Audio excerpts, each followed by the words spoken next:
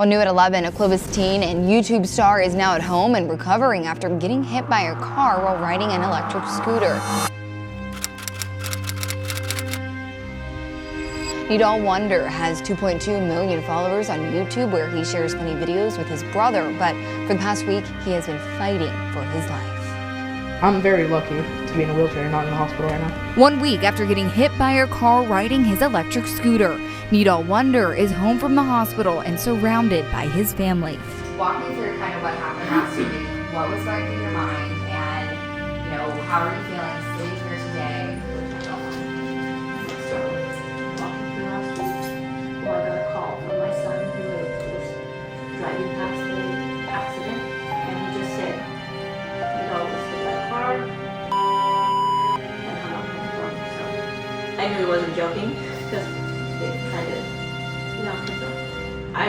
I was picking up my niece from school, and I just was in shock, and I was stuck in traffic, so it was really difficult to still hold myself, to compose myself, but really what I started to do was just pray. That's all I could do.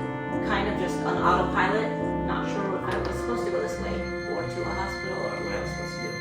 By the time I did get here, went to the corner there, and he was already loaded in the ambulance, and they were about to take him away, so I was just kind of there trying to piece together what just happened. I mean, being in shock, you just don't know how to think.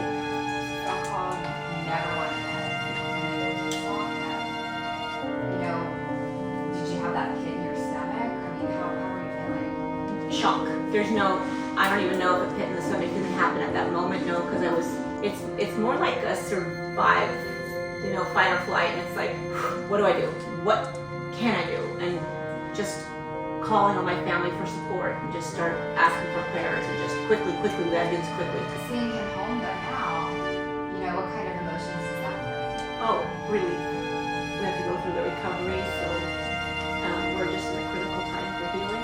He just needs to rest and take care of himself. It's not over.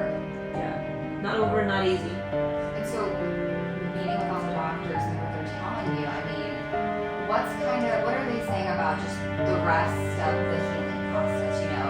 I'm not familiar with all of the injuries. If you can kind of share with me a little bit about, the aftermath, or kind of what it's going to take for healing, or all this stuff that what happened in the aftermath of the crash, or I know you have leg, head, everything. If you can kind of walk me through all the different things. So he had bleeding in the brain. His brain was swelling. It was bleeding. They had to remove the blood, so that's what he's got staples there now. No, you see it? Oh, no, it's okay. So that's the most critical injury there. And then he's got fractured collarbone. The whole left side of my body is just Fractured collarbone, bruised ribs, open fracture. He has a fracture in his skull as well. And then, surprisingly, it's on this side, not here where the black eye is now healing. He's really tough. High pain tolerance, because he's really healing fast. The past few days, seeing him, get better, was there a point where you were just so worried, everyone in the family was worried, to where we are now? I mean, these are really critical injuries, having him home now, you said it was relief. Was there a point in time where you were just terrified about what could happen? I think personally, I was not terrified of what could happen. I really just let it all go in God's hands, and I said, he's yours. I hope that you let us keep him, but he's yours. So what's been the hardest part about all of this? I just, when you just do what you have to do, and you just get it done.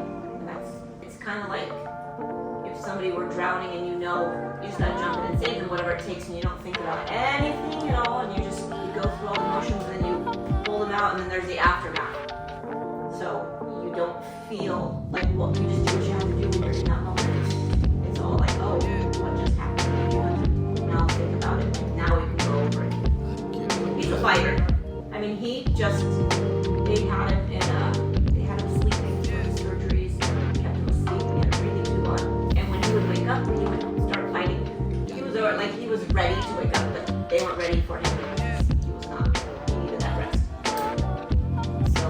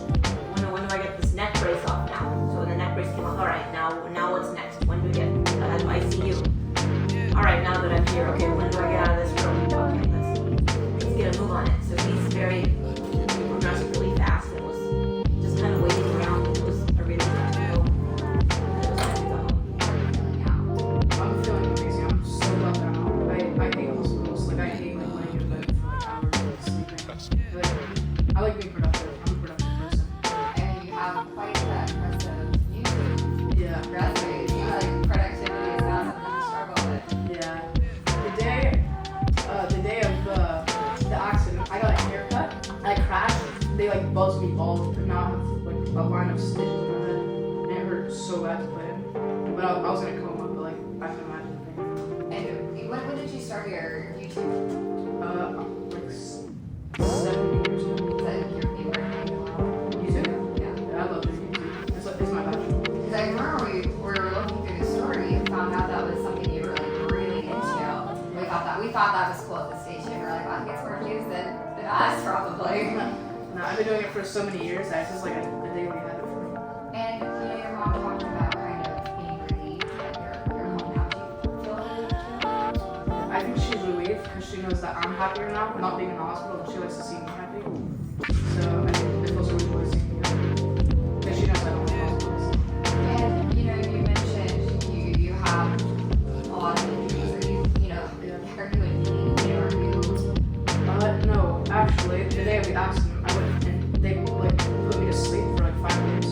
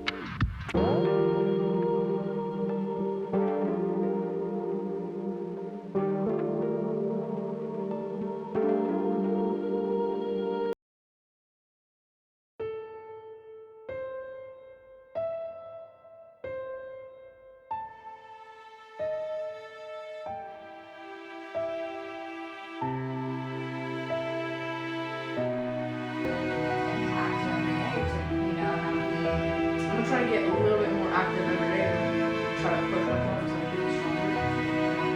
Get my own faster. Because they said I couldn't walk in 6 weeks.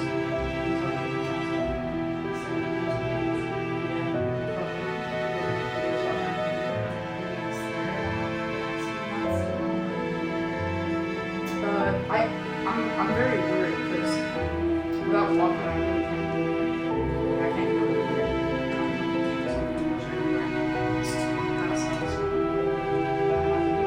I'm very lucky. Like I'm lucky to say my family was a big support. They brought all my friends, family into the hospital, and everyone was like supporting me. Everyone just told me I feel better. They gave me flowers. And this is what's happening now.